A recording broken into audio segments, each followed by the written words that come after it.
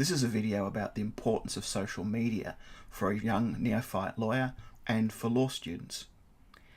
One of the most important possessions we have as a professional is our professional identity, our reputation, the way we're perceived in the world, and that collection of things that add up to whether people think we're a good professional person or not.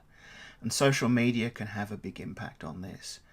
There may be ways in which social media may be good at building those identities and at advertising it, but one thing we're absolutely certain of is social media can tear down your identity quickly. So one of the things we want to talk about today is the idea of your social media footprint, how it is you appear to the world, and the importance of keeping that under control. And it's one of those things that is never too early to start, because anything that's on the internet will stay there forever. And things that appear now may come back to haunt you later on. So it's best to have a good strategy in mind, to control the way in which you present private information to the world, and definitely to control the way in which your public persona is depicted. Why is this important? Well, it's important for all professionals, but particularly for lawyers. Admitting authorities have broad discretions on whether or not to admit someone to practice. And they're always looking at ways of increasing the reach of those powers. And social media is one way in which you could probably very quickly render yourself inadmissible by spreading information about yourself that shows that you're not a fit and proper person in the eyes of the admitting authorities to be able to practice.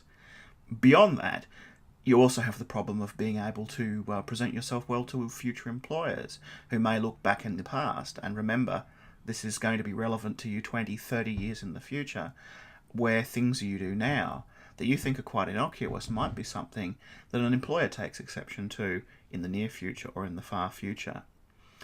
You may think, well, that's okay, I'm safe, the pictures of me online, I'd never go under my real name. But we are increasingly moving into an area of technology where facial recognition software is becoming more and more powerful. In the notes on this video below, I refer to an article from 2016, which could be quite old by the time you get to see this video. But it talks about a technology called FindFace, which matches up social media with facial recognition software, which theoretically could allow an employer to upload a picture of you and find all the photos of you that appear somewhere online in whatever context, and to check up on you. And I don't think it's high science fiction to think that this technology is not very far away and is not something that prudent employers will do in the future, as well as imprudent employers. And as well as I mentioned before, admitting authorities are increasingly going to be looking at this.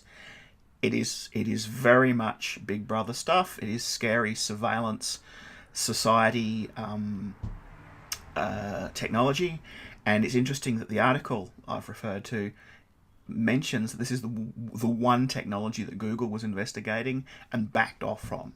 Was the one thing that was just too much for even Google to think about. But that doesn't mean a lot of other people aren't also looking at the ability to do this, the ability to take a photo of someone from whatever context and find that same person in other context, or someone who the software believes has a match for that person, which could be potentially more of a worry.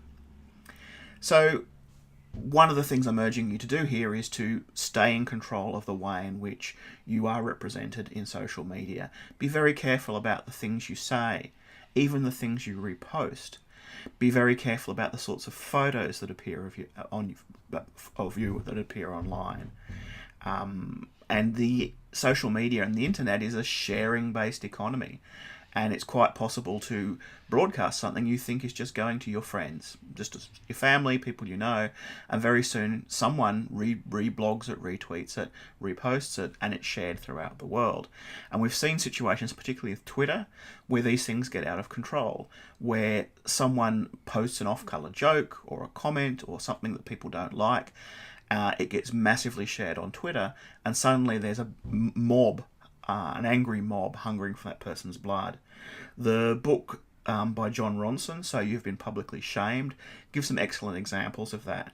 So people like Justine Sacco and Lindsay Stone and others who did things which, to an objective perspective, were quite innocuous, got picked up on a tidal wave of internet hysteria, and suddenly these people were public enemy number one because of perceptions over the things they said or did. Now, I think the message for us is that these people thought they were just sharing something with their friends.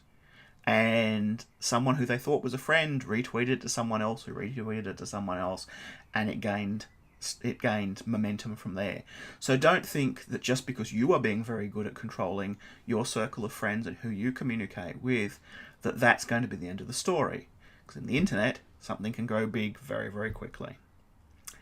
And nothing is ever deleted. You can delete images, you can delete things, but the internet is archived all the time, and things have a way of coming back, as people who have deleted tweets have found out. Alright, so here's some practical ideas. Like, what can we do about this? It's obviously very, very scary. And it's obviously very, very scary because we know mores and politics change. And there's the potential that you could say something now on Facebook which seems reasonably innocuous, at least to you and your friends, that 20 years from now an employer may pick up and say, well, I don't think that's a very nice thing to say about someone, and we're going to make a judgment about you based on that. Obviously, that is something that is very difficult to predict. But here are some tips. There's some concrete things to start thinking about in terms of monitoring your own social media presence.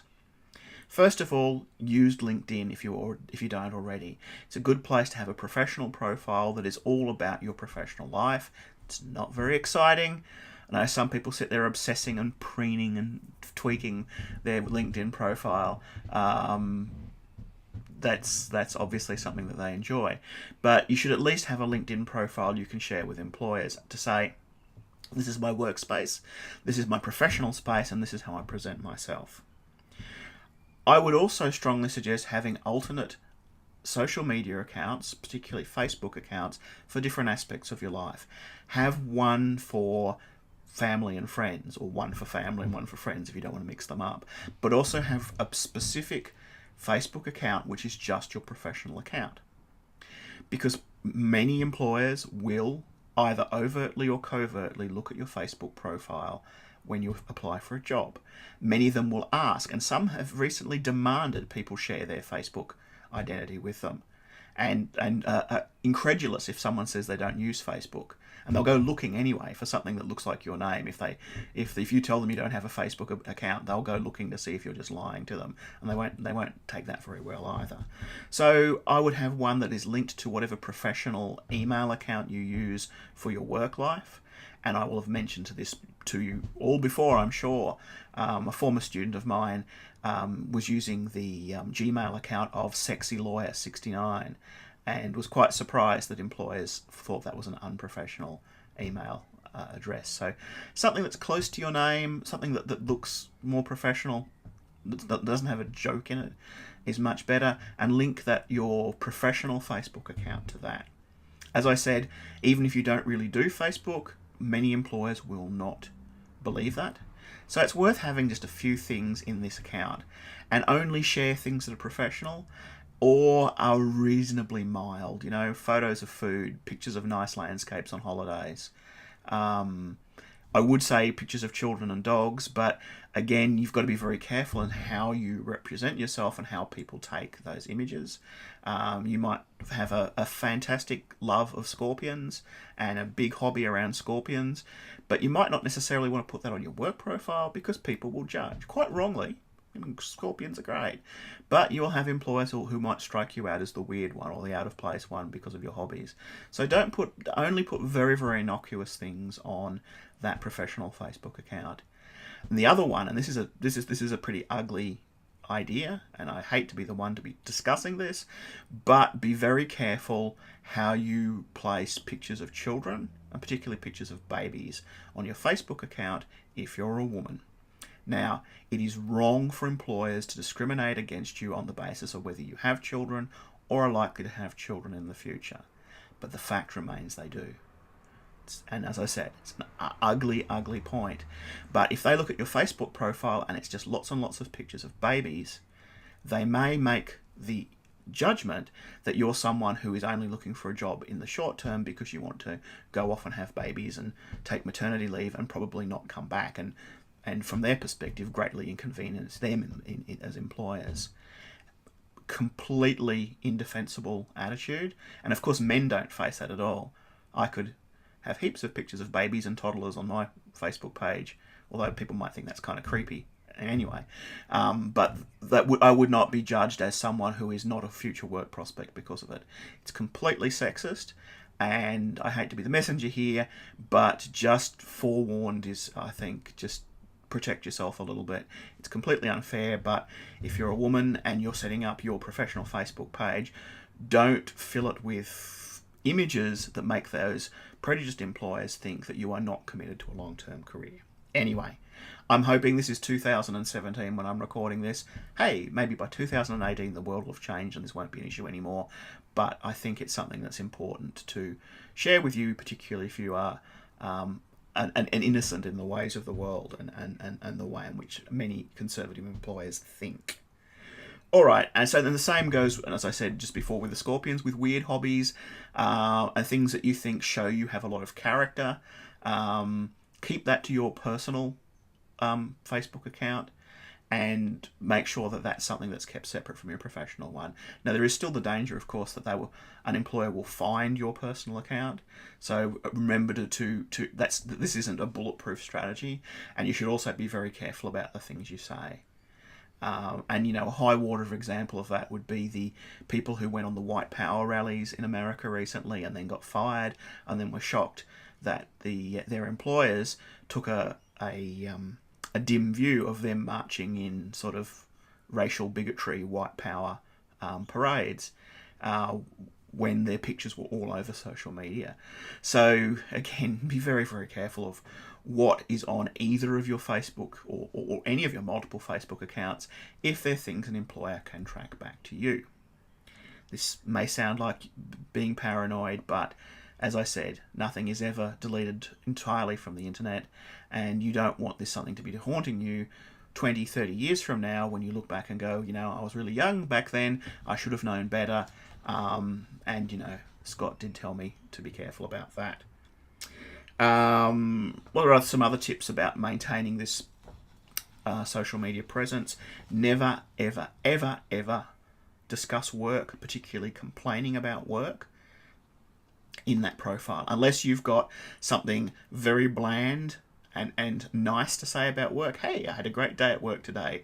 Love my clients and love my workmates. That sort of sucky stuff is fine, but employers take a very dim view of someone complaining about their job, particularly if, and it doesn't really matter if your job does suck, if your job is awful, but it shows that you're someone who's indiscreet, who can't keep their mouth shut, and employers do not like that at all. They like you to be able to, even if there are bad times or hard times at work, or you're dealing with a difficult client, that you keep that confidential and you don't broadcast that all over the social media. And the worst examples of this, and I'm hoping this is something I don't have to say to you, is where people actually spread private information about clients on social media. The nurse who took a photo of someone who was being operated on in the operating theatre was quite rightfully fired because and then shared that photo on social media. Was quite rightfully fired for that. So again, bitching about clients, talking about the workplace, colleagues, and those sorts of things. Everyone loves to do it. You see a lot of it on social media. Don't be the person that does that, because even someone who can look at it and go, yeah, your work does sound like it sucks, we're also going to look at it and go, you're an indiscreet person. You're someone who we can't trust to keep your mouth shut, and we don't want those sort of people working here, because when things do go wrong, we want these people to come to us to talk about it, not to complain to the wide world about it.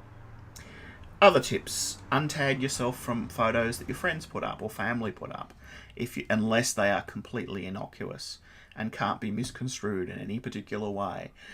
Friends are always putting out pictures of, parties or so on.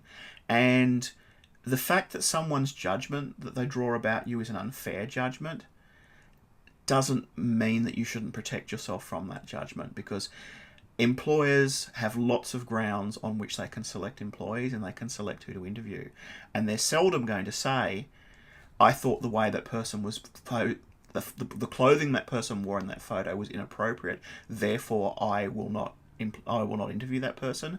What they will do is they will say these other candidates look better, and they'll be able to just put you on the discard pile without actually enunciating or saying the reasons, fair or unfair, why they're not selecting you.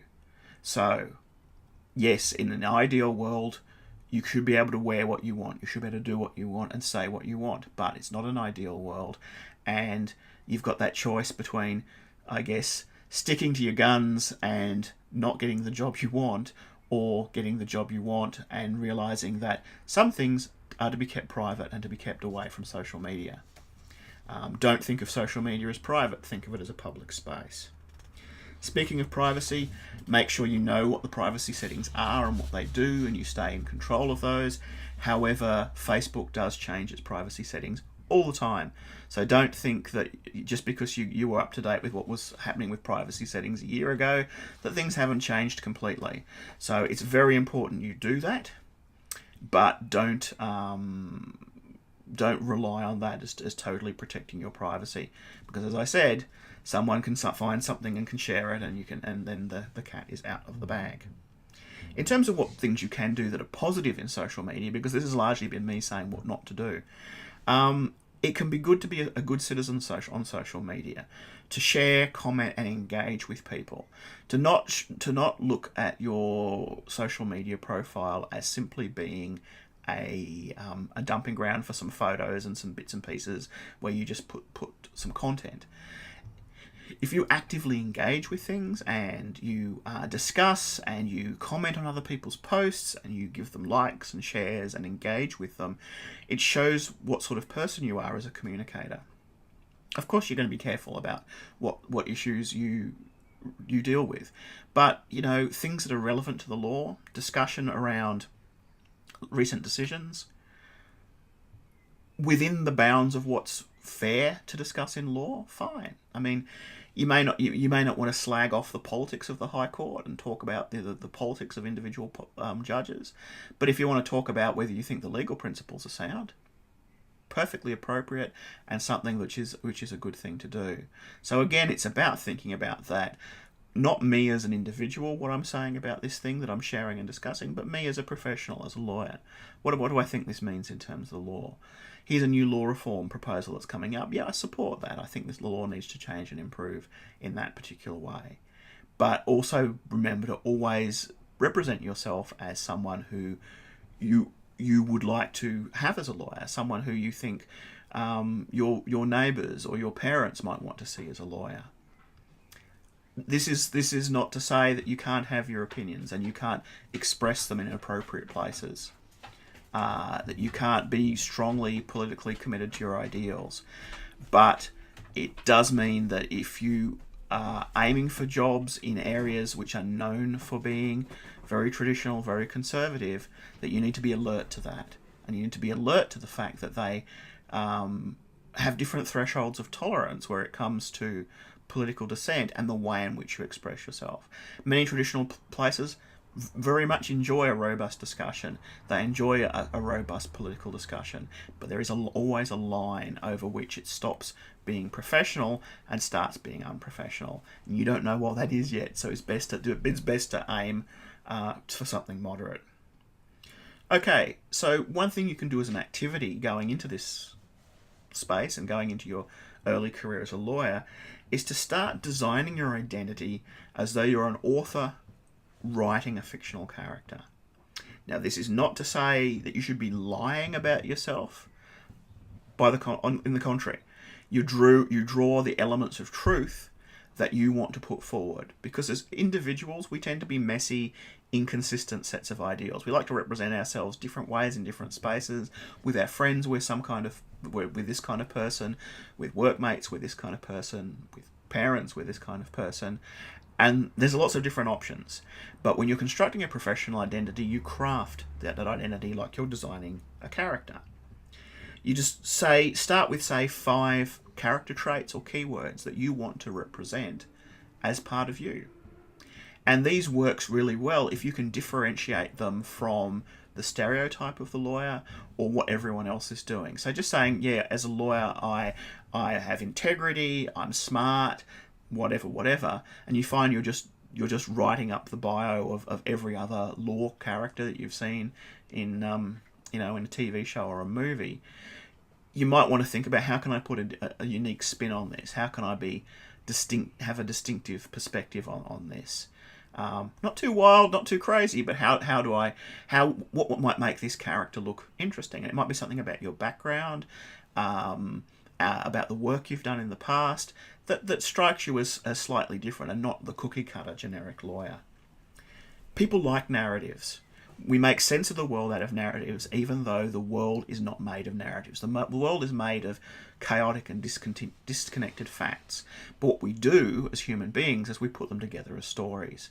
So your story might be someone who came from working class family, no one had gone to uni before, and you were the first person who had a drive to be a lawyer because you read To Kill a Mockingbird as a kid, and you saw that I want to be there. I want to be the person who fights for justice and change.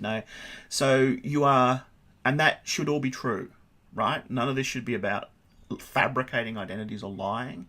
But what you're not including in there is the part of you that's a fan of Swedish death metal, or the part of you who has a part-time job grooming poodles, or any of those other bits and pieces of your identity that are not relevant to this. So I think as a good beginning task, start writing yourself as a good character in a story, one that's believable, and then use your social media, use your LinkedIn and use your professional Facebook and Twitter, whatever profile, to reinforce that idea, to put together artifacts and images, and you can use your professional portfolio in this way too, to reinforce this story you're telling. So when an employer or other person sees your profile, they're not seeing a set of numbers and stats and years and jobs. They're seeing a character. They're seeing the professional identity that you chose to portray to the world. So, a lot of information there. Bits of it I know are very, very scary, particularly about the way the world changes and the way the internet creates this ongoing record, which it didn't happen in my youth. Any youthful indiscretions I have largely been lost to time. But I know with people who are growing up with the internet, everything from, baby's first swear word that gets posted on YouTube is shared with the world. So please be careful and be thoughtful about the way in which you engage with social media and you present yourself as a professional in the world.